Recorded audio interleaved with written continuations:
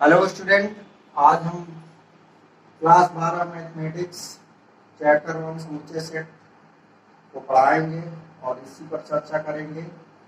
तो ये समुच्चय क्या होता है और समुच्चय का जो सिद्धांत है थ्योरी ऑफ सेट्स वास्तव में उसका प्रतिपादन और जॉर्ज कैंटर जर्मनी के मैथमेटिशियन थे 1845-1918 के बीच। इन्होंने जो है समुच्चय थ्योरी ऑफ सेट्स का प्रतिपादन किया और ये father of set theory George canter को भी कहा जाता है। तो सबसे पहले समुच्चय सेट क्या होता है इसके बारे में बात करेंगे। सेट यानी समूह, एक तरीके से संग्रह या कलेक्शन को ही समुच्चय कहते हैं। और इसमें कंडीशन ये होती है कि वस्तुओं के सुपरिभाषित संग्रह को समुच्चय कहते हैं। वस्तुओं के सुपरिभाषित संग्रह को समुच्चय कहते हैं। सुपरिभाषित का अर्थ है कि हम हमेशा यह बता सकें कि कौन सी वस्तु संख्या संग्रह में है अथवा नहीं है। सुपरिभाषित का अर्थ है कि अमुक वस्तु उस संग्रह या कलेक्शन में सम्मिलित है अथवा नहीं है। समुच्चय में सम्मिलित वस्तु, जो समुच्चय में सम्मिलित वस्तु रहती है या संख्या रहती है, उसको हम समुच्चय का अवयव कहते हैं। यानी अगर कोई सेट दिया हुआ है, कोई समुच्चय दिया हुआ है और उसमें तमाम बहुत सी वस्तुएं सम्मिलित हैं, तो उसमें से प्रत्येक को समुच्चय का अवयव या एलिमेंट्स कहते हैं। और इसी इंग्लिश में समुच्चय की परिभाषा है, a set is well defined collection of things. यानी सुपरिभाषित संग्रह को समुच्चय कहते हैं। और इसका एग्जाम्पल है, पहला एग्जाम्पल ये है कि कक्षा 12 के मेधावी विद्यार्थियों का संग्रह, कक्षा 12 के मेधावी विद्यार्थियों का संग्रह, अगर मेधावी विद्यार्थियों का समूह लें, संग्रह लें, तो ये सेट नहीं होगा।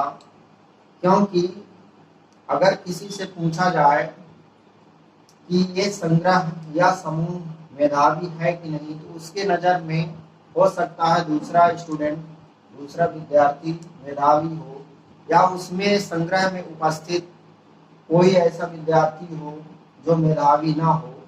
तो ये कक्षा 12 के मेधावी विद्यार्थियों का संग्रह ये सेट नहीं होगा, नॉट ए सेट। विद्यालय में लंबे विद्यार्थियों का संग्रह, यह भी जो है एक तरीके से सुपरिभाषित संग्रह नहीं है।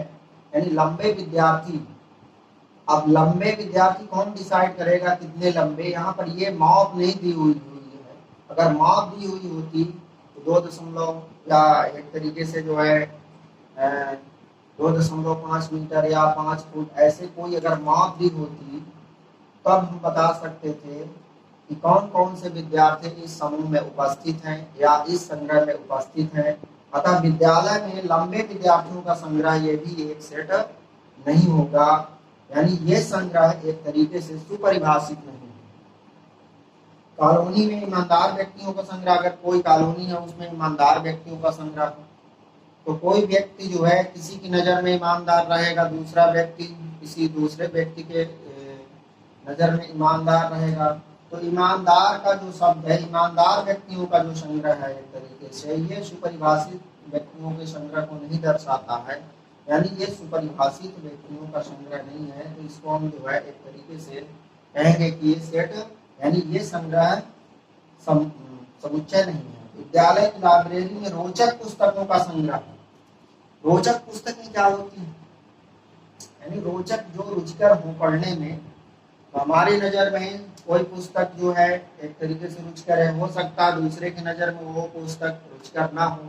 इसलिए यहाँ पर यह विद्यालय की लाइब्रेरी में रोचक पुस्तकों का संग्रह एक तरीके से सुपरिभाषित नहीं है। तो इसको भी हम सेट नहीं कह सकते, यानी यह समुच्चय नहीं है।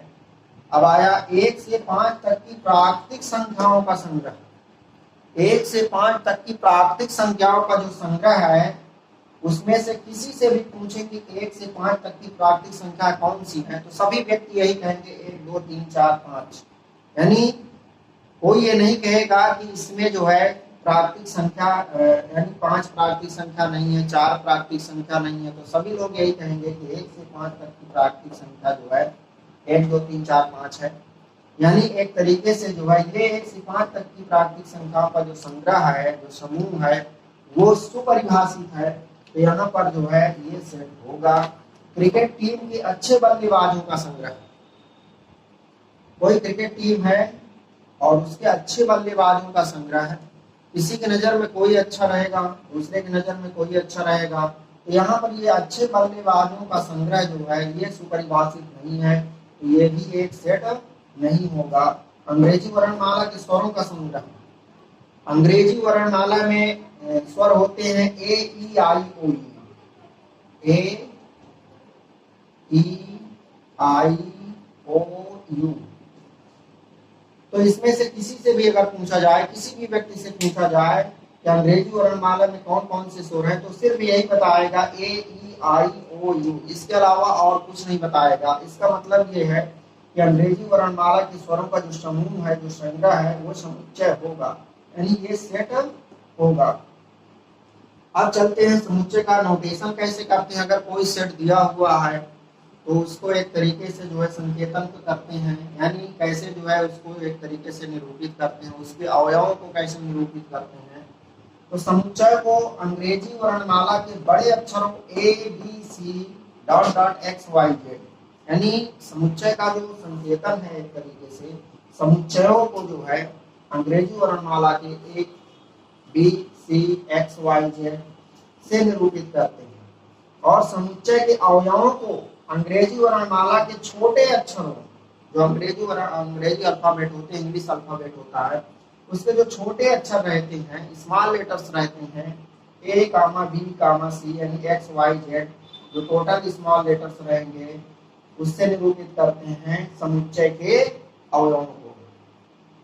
अब देखते हैं कि जैसे कोई अवयव, किसी सेट का कोई अवयव है, मान लो ये एक सेट है, ये एक सेट है 1 2 3 4 5।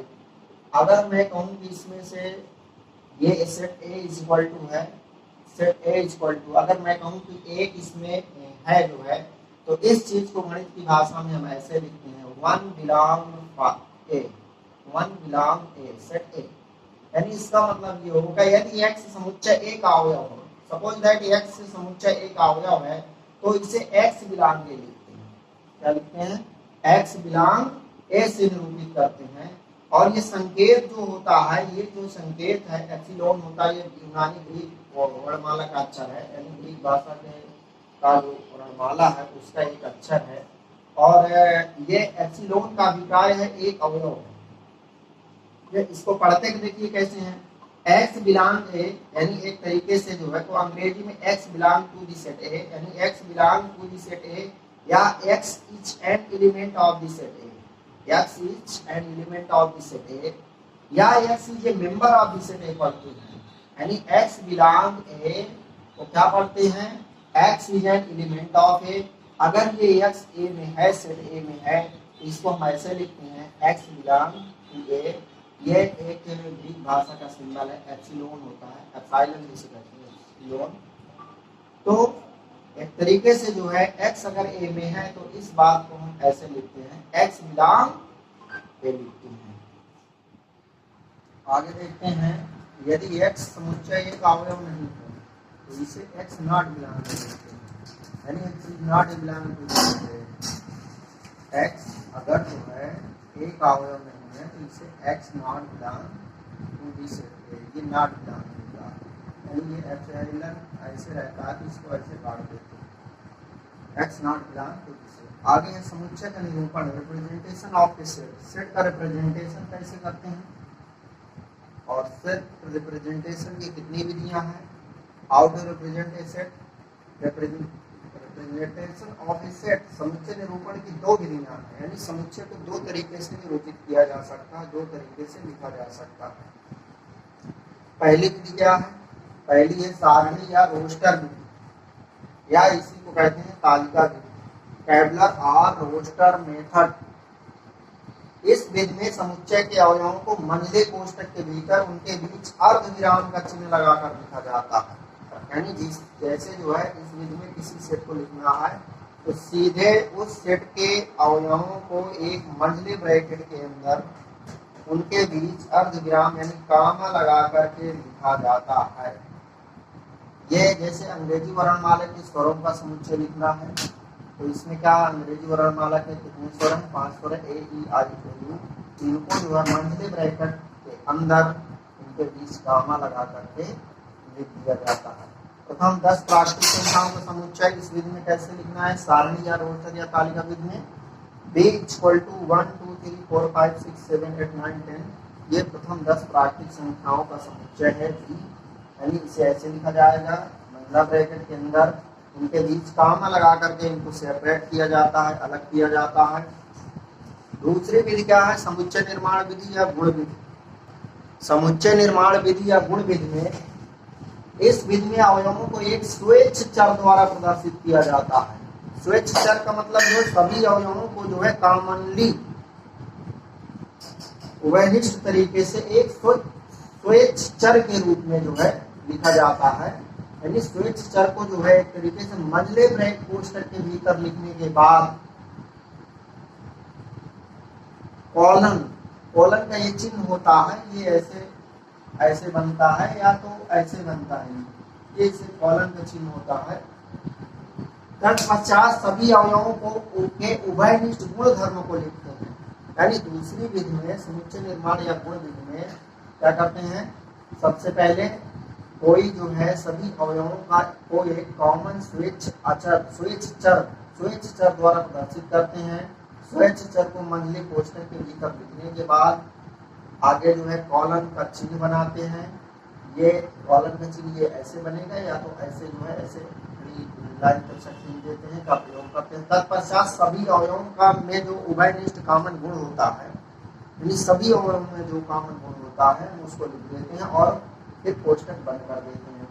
जैसे सभी प्राकृतिक संख्याओं का समुच्चय अगर गुण विधि या समुच्चय निर्माण विधि में लिखना है तो इसे a = x सच दैट, और ये कॉलम को पढ़ते कैसे हैं? देखिए, सेट a = मंझला ब्रैकेट है x, यानी x एक तरीके से उन संख्याओं का समुच्चय, यानी a उन संख्याओं का सेट है, उन संख्याओं x का सेट है जो इस प्रकार है कि x एक प्राकृतिक संख्या है, यानी x एक नेचुरल नंबर है, प्राकृतिक संख्या है। ये x देखिए सभी जो है अवयवों के लिए एक तरीके से कॉमन स्वेच्छ चर का प्रयोग किया गया है, x यहाँ पर प्रयोग किया गया है।